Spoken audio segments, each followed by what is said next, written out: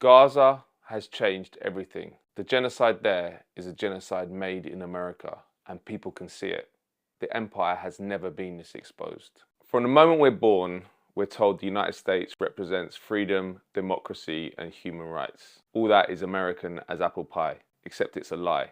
Anywhere hope springs up, the United States will be not far behind to try and extinguish that hope. How can you think that the United States isn't an empire? It has a military budget which is the same as the next 10 countries combined. It has 750 bases in every corner of the globe. In Britain, we are completely controlled by the United States, and we have 12,000 troops across 11 so-called RAF bases, which are actually American bases. And we, the British people, are not allowed to know anything that goes on those US bases in Britain. I tried to request information from the British government about whether the US was using its sites in Britain to transfer weapons to Israel for their genocide in Gaza, and was told, we don't comment on allies' actions within Britain. An amazing black hole in British democracy and transparency.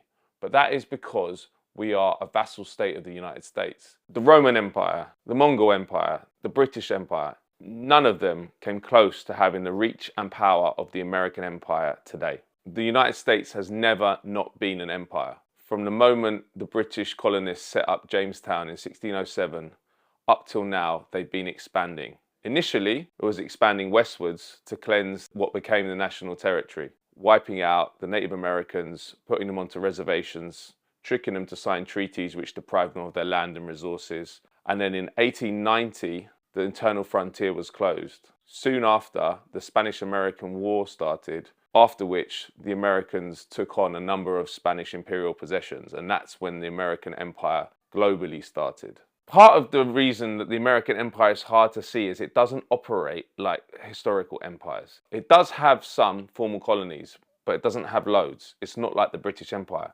What it operates is an open door empire, where if a government does not allow US corporate and financial interests to penetrate their market in exactly the way they want, they'll come in and take them out, either through a war or through subterfuge done by their vast intelligence apparatus. We've seen this countless times throughout history, from the coup against Iranian democracy in 1953, to the coup against Chilean democracy in 1973, to the attempted coup against Venezuelan democracy in 2002, to the successful coup against Bolivian democracy in 2019. History is littered with examples of leaders who try to give the resources of their countries back to the people, and the United States and its allies come in and take them out. When the Soviet Union was defeated, the new war was the war on drugs.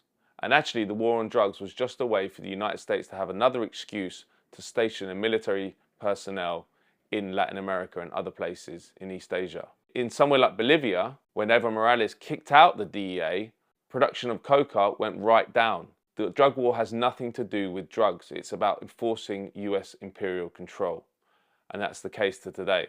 After that, we had the war on terror, where Islamic terrorism was the enemy of the day. And then we have Putin, and now we have China. You're sold all these new enemies. But the point is not to vanquish the enemy. The point is we have to have an enemy to justify our increased control and penetration of the globe.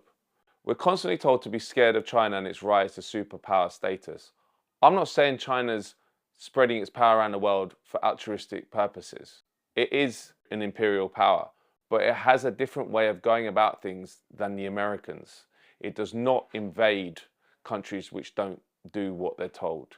It does not have an archipelago of bases around the world. In fact, it only has one overseas base in Djibouti. The brutal US and UK-backed war in Yemen, which created the world's worst humanitarian crisis, was promptly brought to a close when the Chinese got involved. And look at how they brought Saudi Arabia and Iran, two sworn enemies, to the negotiating table and successfully got them to sign peace accords. That goes against everything we're told about how the world works. We're told it's the United States that is the great peacemaker. It's the United States that is a neutral arbiter, and it's the United States that wants to spread peace and democracy.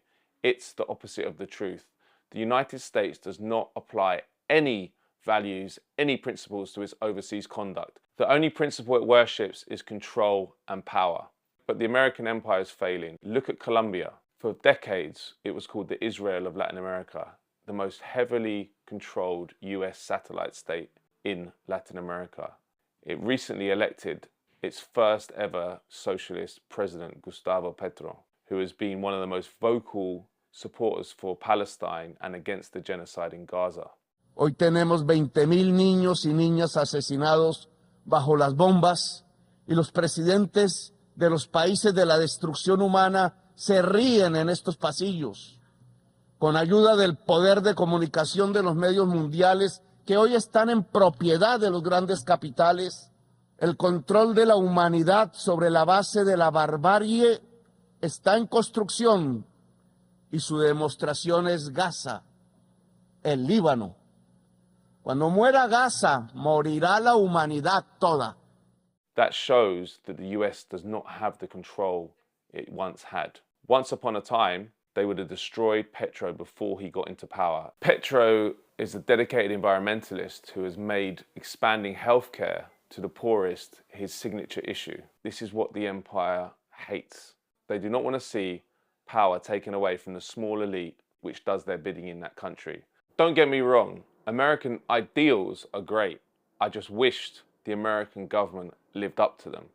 And the point is, the American people themselves are lied to continually about what their government does. And the American people have a long history of standing on the side of justice against some of the awful crimes their government has committed. Look at the Vietnam War in the 60s and 70s. Americans very quickly can become animated about what their government is doing and try to stop it. And there are mechanisms within the United States for them to do it. But there is an imperial elite which runs Washington, and it runs it through the Democrats and it runs it through the Republicans.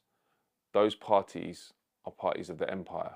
The people living up to noble American ideals of democracy and justice are the student protesters sweeping campuses in the United States. They are standing up to say, we do not want a government which supports genocide, which supports the obliteration of a people. Gaza has changed everything.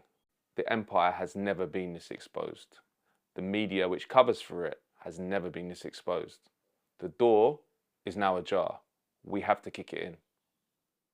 These are just some of the areas covered in my new book, The Racket, A Rogue Reporter vs. the US Empire, which is an account of all the reporting I did for the Financial Times in Washington, New York, and around the world on how the US empire operates. So if you want a genuinely independent media which takes on these big issues which the corporate media and mainstream media don't cover, join Double Down News on Patreon.